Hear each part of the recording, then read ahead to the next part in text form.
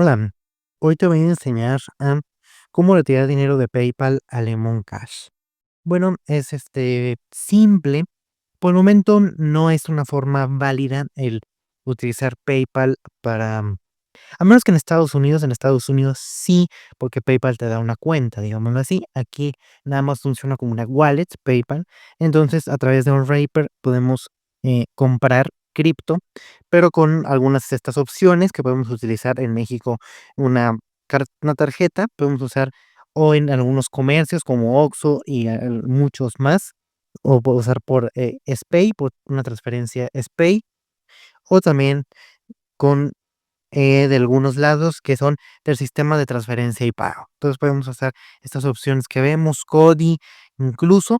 Y bueno, pues así es como acaba el video de hoy. Esperemos que este video les haya gustado y que les haya sido de mucha utilidad.